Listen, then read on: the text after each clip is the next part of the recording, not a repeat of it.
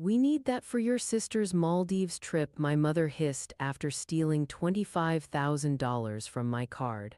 I canceled it immediately. Now they're facing fraud charges. I'm 25, independent and hardworking. I pay my bills, make smart financial decisions, and do my best to stay on top of things. I've been this way since I was a teenager, partly by necessity and partly because that's just who I am. My parents never had to worry about me. I was always the easy child, the one who didn't cause problems.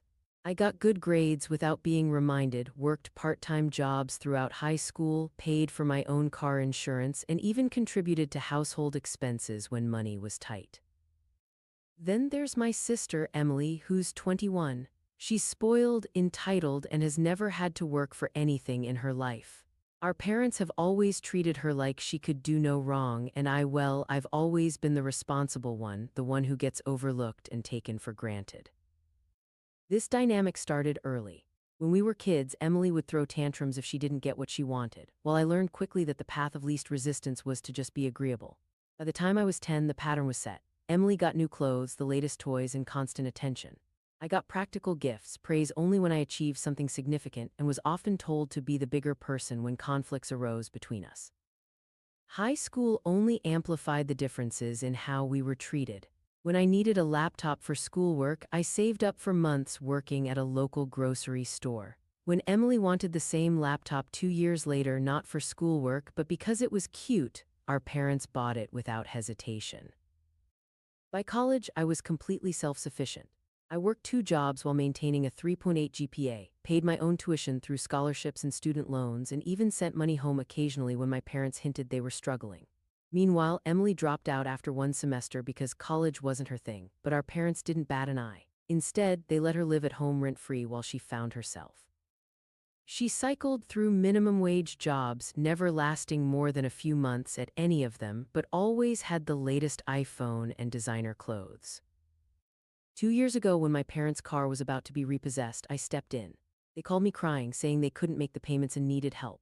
Just until we get back on our feet, they promised. So I added their car loan to my monthly expenses, another $350 that I really couldn't afford but somehow managed to pay. I never saw a cent of that money returned, but I told myself it was the right thing to do.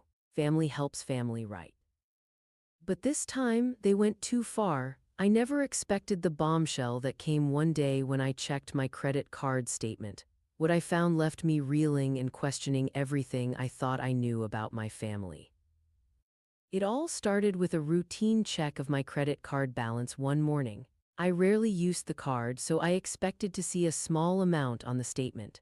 I kept it mainly for emergencies and to build my credit score, preferring to pay for most things with my debit card, but what I found made my heart stop. A pending charge for $25,000 was staring back at me. My mind raced as I clicked on the details of the transaction. The charge was from a luxury travel agency, which only made sense when I thought about my younger sister Emily's obsession with extravagant vacations.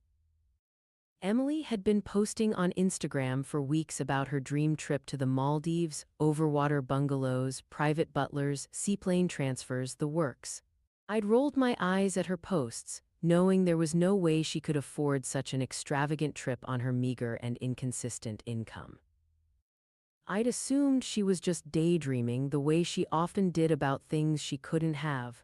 But this was different. This wasn't just an expense. This was an outrageous amount. I knew I hadn't spent that money, so someone had been trying to use my card without my permission. My parents, who had access to my credit card for emergencies, seemed like the only suspects. I'd given them the card information during a family emergency 2 years ago when my dad needed an urgent dental procedure and their credit was maxed out. I'd never imagined they'd keep the information or use it without asking me, but this wasn't just a small transaction. This was something far worse. They had tried to use my hard-earned money to fund Emily's lavish trip. In a haze of confusion and anger, I immediately called my credit card company. After verifying my identity, I told them to cancel the transaction immediately and freeze my card to prevent further unauthorized charges. The customer service representative sounded alarmed. "Do you want to report this as fraud?" she asked. The question made me pause. It was fraud technically, but could I really report my own parents? "Let me handle it my way first," I replied, throat tight with emotion. They were efficient, but my mind was far from settled. I was furious. My own parents had tried to steal from me, and for what? To fund my sister's spoiled lifestyle. As I was still processing this, my phone pinged with a message from Emily. My stomach churned as I opened it. There was a selfie of her wearing oversized sunglasses and a floppy hat, clearly in shopping mode for her trip. "Getting my vacation wardrobe ready, so excited for the Maldives next week. Sucks you can't afford nice trips like this. Maybe someday when you're not so boring and actually live a little." Her message only made the fire inside me burn hotter. The audacity of her message, the casual cruelty of her words. It was all too much. She had no idea what had just happened. She had no idea that her trip had been canceled by me, and she certainly had no clue that her dream vacation was being funded by stealing from the very sister she was mocking. I stayed silent, letting her think everything was fine, but I knew that I couldn't keep this quiet for long. The moment my parents realized what I had done, I knew they would explode. It didn't take long before the storm hit. 15 minutes later, my mom called me, shrieking in anger. The travel agency had informed her that the payment had been declined. My sister's vacation plans were ruined, and of course she immediately blamed me. Not once did she acknowledge what she'd done, using my credit card without permission. In her mind, I was the villain for stopping her. I answered the phone calmly, though my blood was boiling. "What happened?" I asked innocently, buying myself a moment to collect my thoughts. "You canceled the payment," she screamed, her voice so loud I had to hold the phone away from my ear. "Emily's trip is ruined. She's devastated. How could you do this to your own sister?" "Oh, that?" I responded nonchalantly. "Yeah, I canceled my credit card." "What do you mean you canceled it?" she demanded. "We needed that for Emily's trip. She's been looking forward to this for months." I could hear the panic in her voice, and it felt strangely satisfying. For once, I wasn't rushing to fix a problem they'd created. "Why were you even using my card?" I asked, my voice steady despite the storm raging inside me. There was silence on the other end. Then my mom stammered out a weak excuse: "We were going to pay you back." I laughed bitterly. "Oh, really? When? With what money?" The absurdity of her claim was almost comical. They'd never paid back any money they'd borrowed from me, not even when they explicitly promised to do so. The car loan I was still paying was evidence enough of that.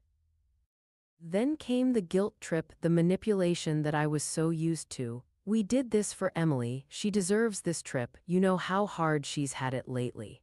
My mother's voice took on that familiar wheedling tone she used whenever she wanted something from me. "Hard, Emily?" I nearly choked on the irony. My sister had never had a hard day in her life. Last month, she'd quit her part-time job at a boutique because her manager had asked her to work a Saturday shift. The month before that, she'd totaled her car while texting and driving, and our parents had immediately replaced it without so much as a lecture about responsibility. At this point, my father's voice came into the conversation, his anger growing by the second. He must have grabbed the phone from my mother. "Sophia, you better fix this right now." His tone was the one he'd used when we were children, the one that brooked no argument and expected immediate compliance. But I wasn't a child anymore, and I wasn't going to back down. "Fix it? Fix what exactly? The fact that you stole my credit card information? The fact that you were going to spend $25,000 of my money without even asking me?" My voice was rising now, anger finally breaking through my carefully constructed calm. I almost couldn't believe what I was hearing. "Oh, I'm the one who has to fix everything, right? You've been stealing from me, using my money for a vacation, and now you expect me to just let it go." They didn't have an answer, but my mom didn't give up easily. "We raised you, we gave you everything, and now the one time we ask for help, you treat us like criminals." "Ask for help?" I nearly screamed the words. "You didn't ask, you took, and this isn't the one time, it's every time. I'm paying for your car, I paid for Dad's dental work, I helped with the mortgage last Christmas. When does it end?" The argument escalated, and I could feel the years of resentment bubbling to the surface. This wasn't just about $25,000. It was about everything: the manipulation, the favoritism, the constant expectations that I would pick up the slack for everyone else.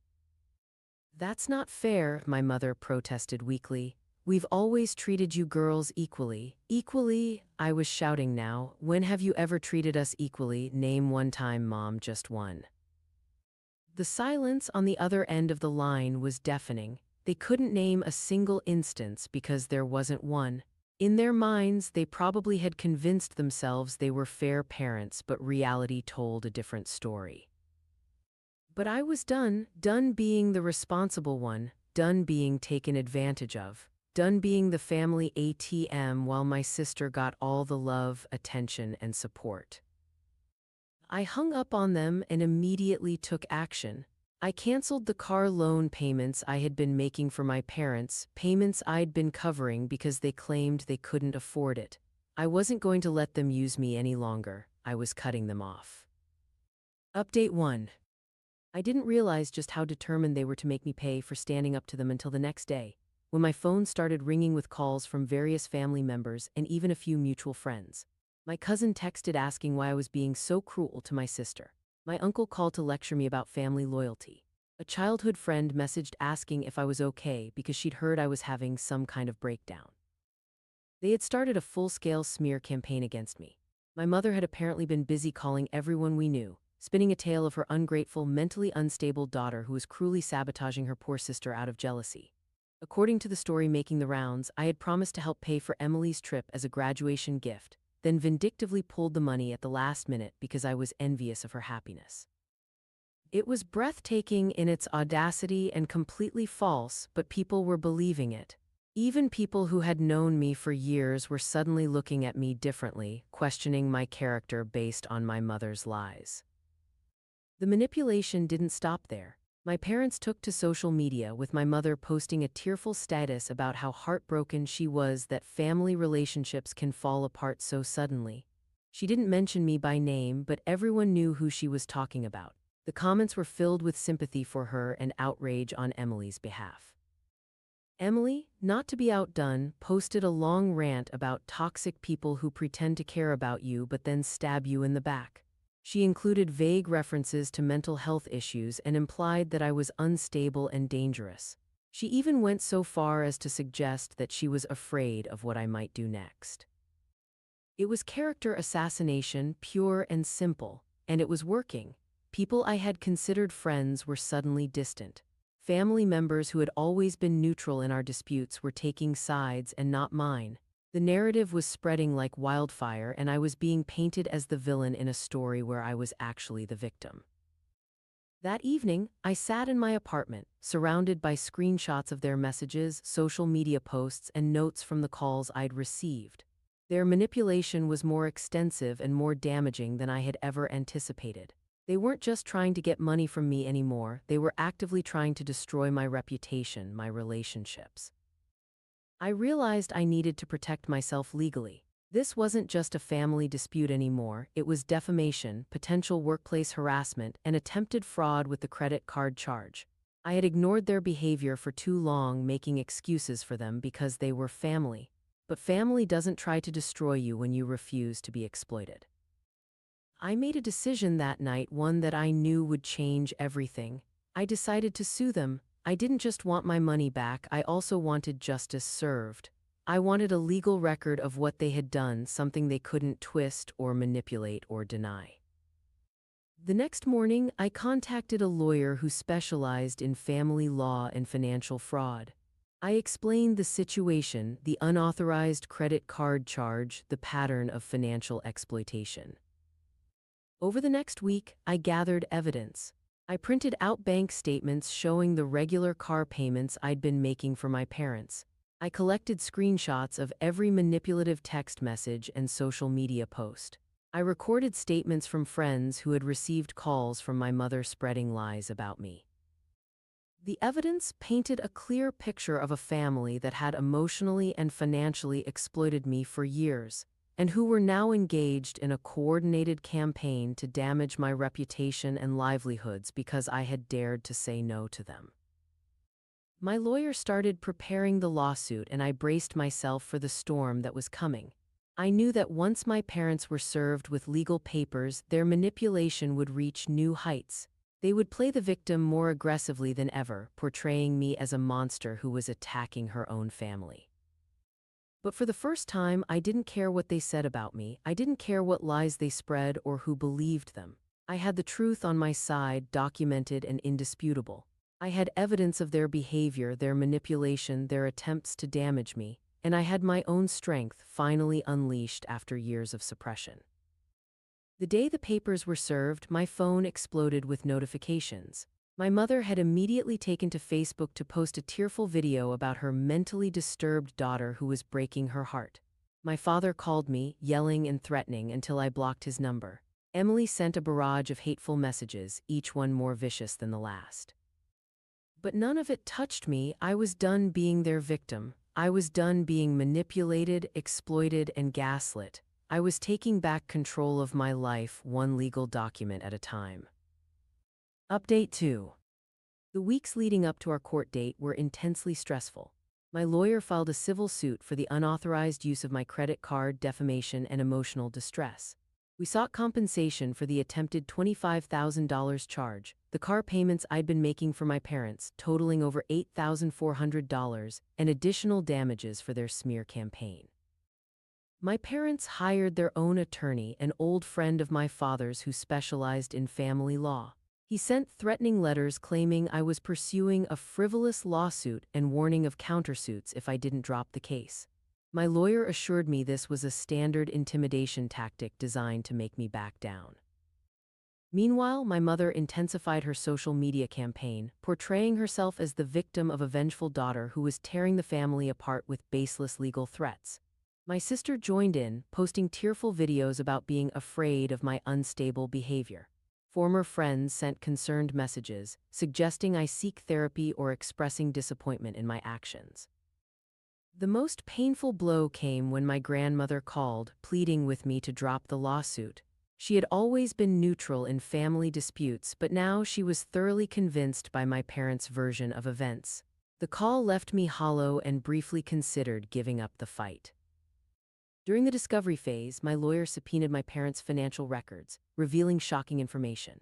While claiming they couldn't afford their car payments, which I had been covering for 2 years, they had spent thousands on luxury items for Emily, designer clothes, weekend getaways, and a spa membership. We also discovered they had taken out a small loan in my name during my college years, using personal information from forms I had signed without my knowledge or consent. As the court date approached, my parents' attorney offered a settlement. They would repay the car loan payments and stop the negative social media campaign if I dropped all claims and signed a non-disclosure agreement. I countered, requesting full repayment of all money I had given them, approximately $15,000, a formal retraction of their defamatory statements, and no non-disclosure agreement. They rejected my terms. On the court day, the proceedings were formal and intimidating. After opening statements, my lawyer presented our evidence, credit card statements, bank records, text messages, and witness testimonials.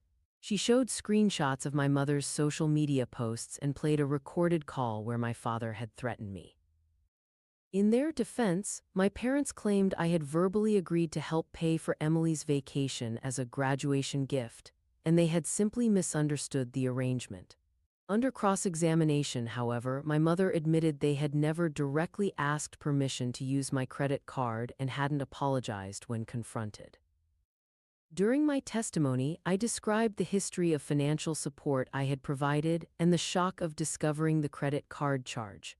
Their lawyer attempted to portray me as cold and uncaring, but I maintained that refusing to have $25,000 stolen from me wasn't heartless but a reasonable boundary. After both sides presented closing arguments, the judge called a recess. Those 2 hours felt interminable. When court resumed, the judge ruled in my favor on all counts. She ordered my parents to repay me $15,273.42 plus interest, and granted a temporary restraining order preventing them from contacting my workplace or posting defamatory content about me. My parents looked stunned. They had clearly expected their misunderstanding defense to work. As we left the courtroom, I felt a complex mix of relief, vindication, and grief, the formal end of what had once been a family relationship. After the court ruling, everything went quiet. My parents complied with the order, depositing the full amount within the 30-day deadline and removing the defamatory social media posts.